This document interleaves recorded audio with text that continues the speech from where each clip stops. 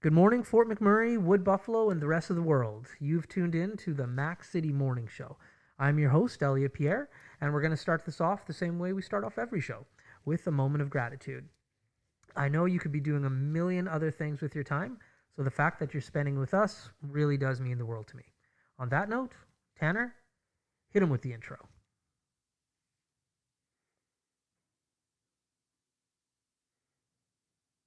All right, and we're back.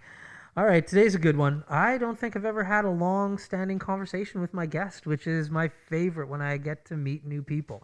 As you know, I do not introduce my guests. I let them do that themselves because they can do a better job at it than I. So on that note, can you please introduce yourself to the world? Tell them who you are and what you're about. Hey, good morning. My name is Jennifer Vardy. Some people may know me as Jennifer Vandervoort. That was my name before I got married. I am a manager of government relations for the Fort McKay Metis Nation. I am a participant in Leadership with Buffalo this year. And I'm excited to be on the show. Thanks for having me. Yeah, no problem. Okay, let's just get right into it. So, born and raised in Fort McMurray or not? No, not born and raised. Okay. I was born in St. John's, Newfoundland. Nice. Yeah, Newfie life. Yeah. And I've been here since 2007. Okay. Yeah, so I went to high school here. Father High Merck school. is where I graduated. Whoop whoop. Yeah, go Okay. Trappers. And I went to college here at Keanu College for social work. Nice. Yeah. So I've lived a good chunk of my life here. Yeah. And I'm really hoping that I can take that experience and utilize it this term for my run for council for Ward 1. You're running for I council. am. Surprise. Oh, that's awesome. Congratulations. Thank you. So, my question with politics is always why?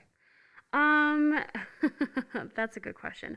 It was never in the grand plan. My background is in human services, more focusing on early learning and psychology.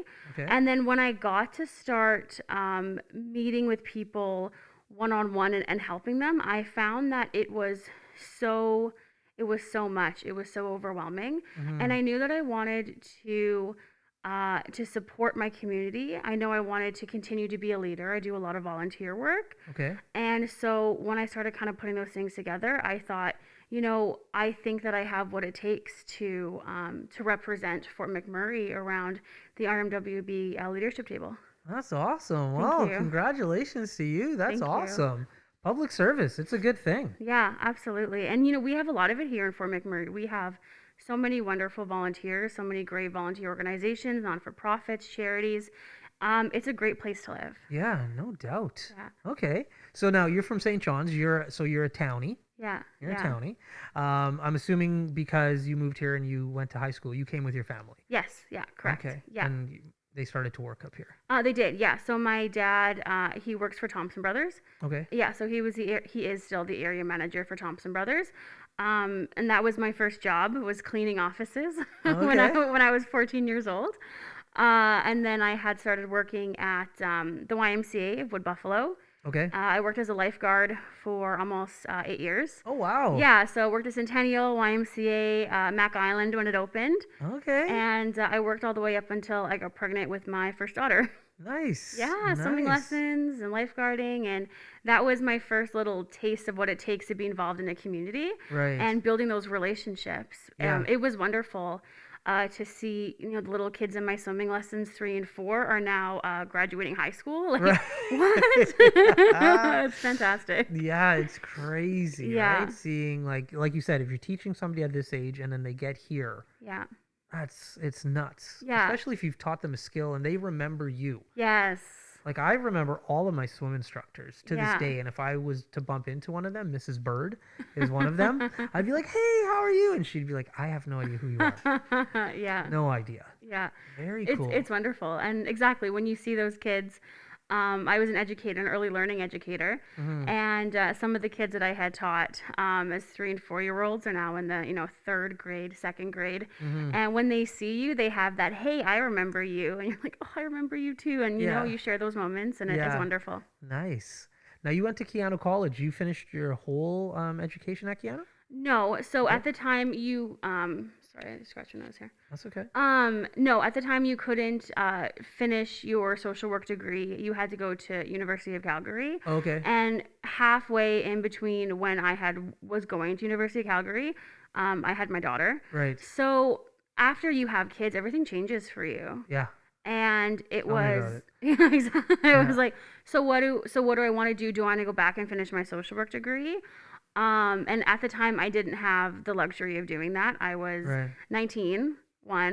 I was living in low-income housing here in Wood Buffalo. Shout out to Wood Buffalo Housing because, they're amazing. And I needed something that was tangible that I could do, and so I Right. turned to childcare. Okay. And Okay. I started working with the Fort McMurray First Nation. Yeah. I was lucky enough that they supported me in getting my education. Yeah. And then we went from having an Aboriginal Head Start to a daycare. In 2019, our daycare was nominated for Indigenous Business of the Year with the Fort McMurray Nice. Chamber of Commerce. Yeah, it was great. And last year in 2020, I was awarded the Prime Minister's Award of Excellence for my work in Indigenous communities. That's awesome. So, things that kind of that you think are divots or, you're going off your path, sometimes lead to the path that you're supposed to be on. That's right. Yes. That's right. So I went back and then I finished my degree in human services, focusing on psychology and early learning. Mm-hmm. And now I'm back in school again because I'm crazy. Yeah. For political science. Okay. Yeah. Well, that'll help with your run. Yeah, exactly. And I've been in human services a long time, and so I know what it takes to create good programs. I know what I know what people not that I know as in but I listen to what people say, what makes good programs. Right. And I had a hard time connecting, why is funding taking so long? Why are the people sitting around the boardrooms? Why are they not hearing what we're saying? Right. And so when I made the switch to government relations for the Fort McKay Metis, Yeah. I'm now learning what that is, and I'm hoping to find that middle point. Yeah. Right? I can listen to what people are saying here. I know the programs that are needed, and I know the policies. And now I'm learning the shortcuts. Yeah. Right? To get things done in a quicker way. Very cool. Thanks. So now, Leadership with Buffalo, what's that all about? How are you engaged? Tell the people at home, what is Leadership with Buffalo? Because I think a lot of people just don't know. Oh, it's amazing. So Leadership Buffalo is the leadership program here in Wood Buffalo. Few Social is the one who presents it. It's a year-long program, and it focuses on leadership skills. Mm-hmm. So you apply. It's a year-long program. You apply. You go through an interview process. There's a bursary because it is a tuition program. Mm-hmm. There's a bursary that you can apply for, the Santa L Memorial Bursary, and that will pay for your whole year tuition. And then they base, you have to write a couple questions about your leadership skills, what you've done so far, and then they'll choose the best recipients to receive that bursary. Right. I was fortunate enough, I was one who received the bursary this year, so that was fantastic. So once you get into the program, this year we have 21 people. Okay. This was right before we had got the strong restrictions around COVID. So we were still able to be in the same area with masks. Yeah. And you do, team building. You learn about the people in your program, and you learn a little bit about yourself. Okay. You're in a situation with other leaders, not just executive directors and managers, but just community leaders. Mm-hmm. Volunteers. People who want to make a difference but maybe aren't really sure where to start. Right. But then you also have your executive directors and your managers, and you learn about what leadership is, and it's not a title. It's not I can do this or I know this and you don't. Mm-hmm. It's you're developing your own leadership style. Right. So very much, who am I and what kind of impact do I want to make? Right. So it's incredible. We're wrapping up here in May will be our last learning day, and then we'll have graduation, and the applications, I believe, will start in the summer. So look out for it. So you'll have a new cohort. A new cohort. Yeah, exactly. Very cool. So if people are kind of on the fence of going, I recommend it. I recommend it to everyone who asks me about it. It's fantastic. Very cool. Yeah. All right. We're at the point of the show called the Mac City Minute. I don't know if you've seen the show or you know what's about to hit you. Yes. Get ready for it. Tanner asked some amazing questions. I never know what he's going to ask, so I wish you the best of luck. Oh, thank you. We'll Tanner, hit her with the Mac City Minute, my man. Question number 1. What is one thing you can take from your education that you can use for your run for council?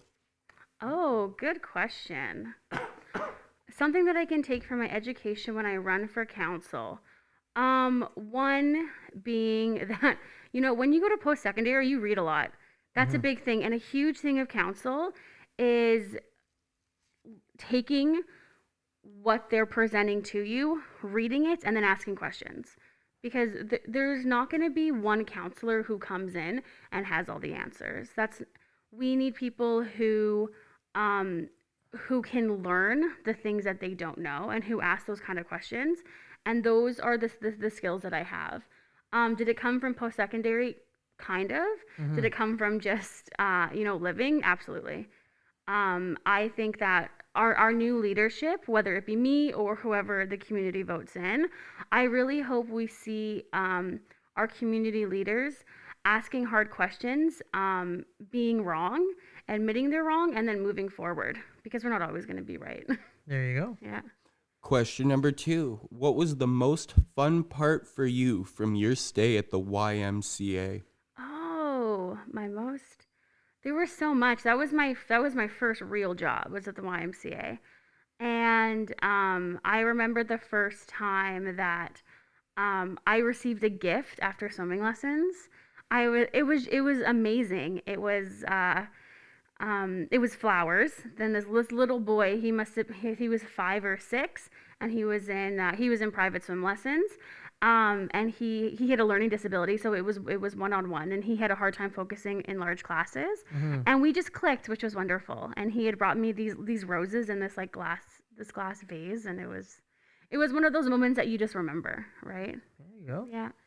Question number 3. How do you think working with children will be similar to working on council? Good question. Great question. Good question. I mean, children they're just little people, right? They're little people who don't always have control of their emotions. And unfortunately, a lot of adults are big people who don't have control of their emotions.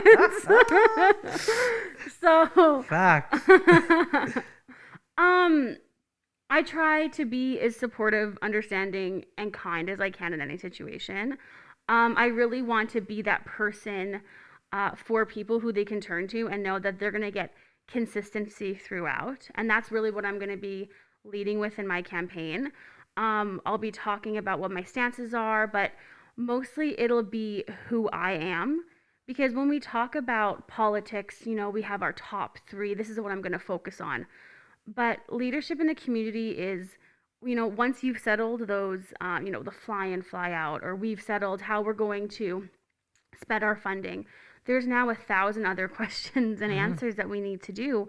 And I know that when I go to vote, I want to make sure that the candidate that I'm voting, I know who they are. I know what their values are. I know where they come from. I know their education. So then I can put trust into what they're going to vote on, and how they're going to represent the community moving forward. Question number 4. What is your favorite event to participate in within Fort McMurray? What is my favorite event to participate in Fort McMurray? I am a sucker for the Canada Day Parade. Oh. I love the Canada Day Parade. I go with my kids every year. I love seeing just the multicultural and multi-organizational collaboration. I mean, we see like the Highland dancers come in, and then we see the RCMP, and then we see a couple years ago we had traditional drummers, and we see the multicultural organization and all their dancers. It's just like you really get a feel of what Buffalo is about in a 45-minute span. It's perfect. I love it. It's great. And there's free candy, so There you you know. go. Very diverse. And the final question. What is your favorite place or event in Fort McMurray that doesn't exist anymore?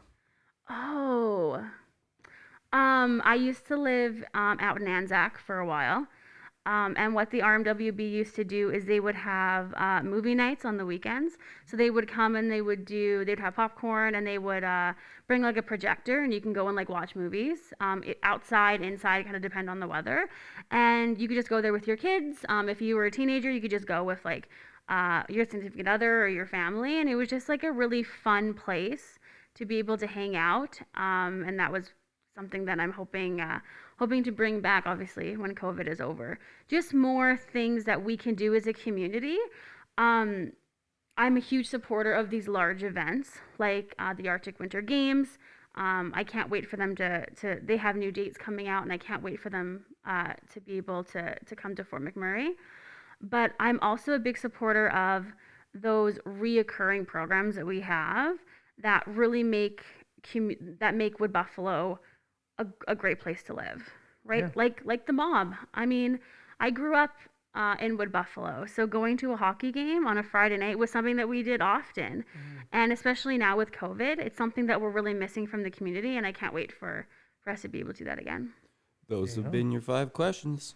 Thank Tanner, you. always impressive with the questions, bro. Yeah. Killing it. I try my best. Killing it. Okay, as a swim instructor, I have a little boy, Keegan Spencer Pierre. He's the apple of his dad's eye. Oh. He was swimming prior to, like, I think it's an important life skill to have. Yeah. And now he can't swim anymore. But you Yeah. just said something. I didn't know this even existed. You can get private swim lessons? Yes. Yeah. What? Yeah, you can get one-on-one swim lessons. So, I don't know. I haven't worked Yeah, in the it's been pool a now while. since COVID. I have Yeah. no idea. Right. But yeah, what you can do is instead of paying for the big group lessons, you can pay for one-on-ones, and then it's the same amount of time, between half an hour and 45 minutes, and it's Okay. just with one-on-one with an instructor. What? You can. I mean, you can focus on the your level as a whole, or if he's struggling with like a back float. Right. Right, you'll just talk to the teacher and like, this is what he's struggling with, or a big one when we did one-on-one was just fear of the water.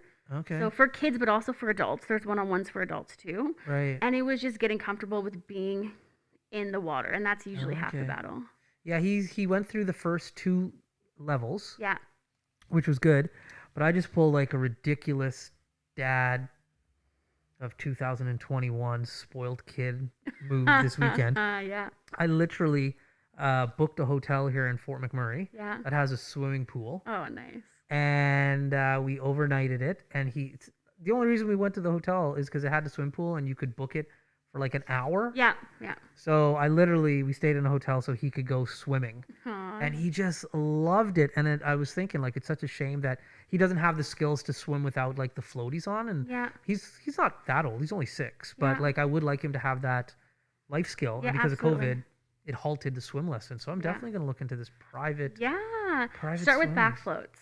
Yeah. Start with back floats. Yeah. That's the Okay. easiest, and that's something that they teach. I don't know if you've seen those YouTube videos of like the 6-month-old babies who can swim. Oh, no. Oh yeah, so it's not very popular in Canada. Right. It's very popular in Australia.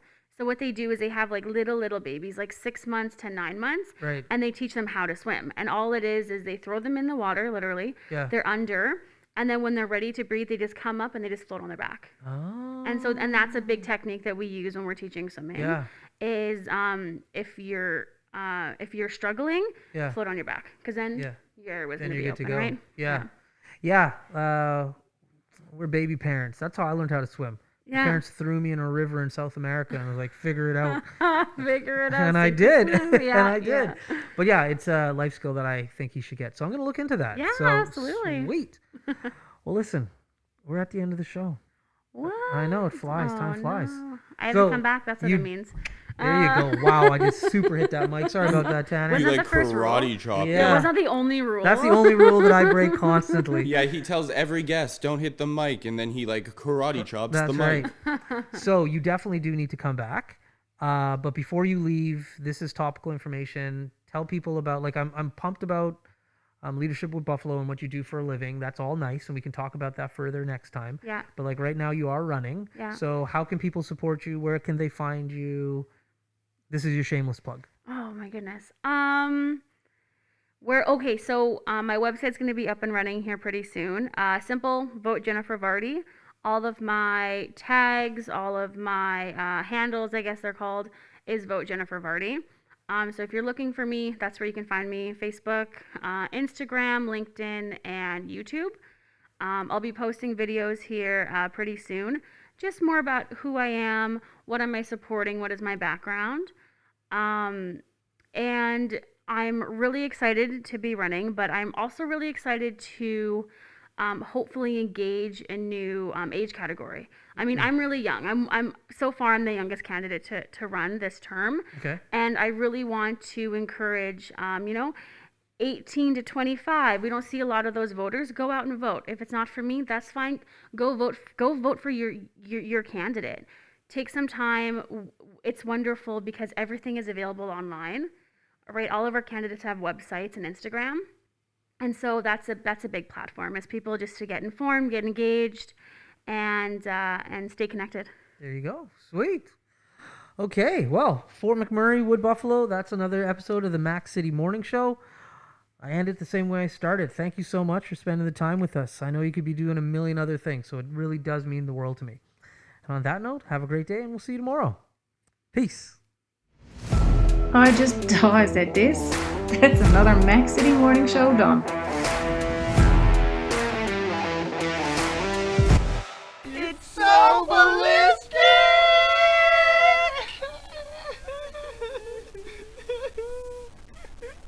Talk about quenching your ugly thirst.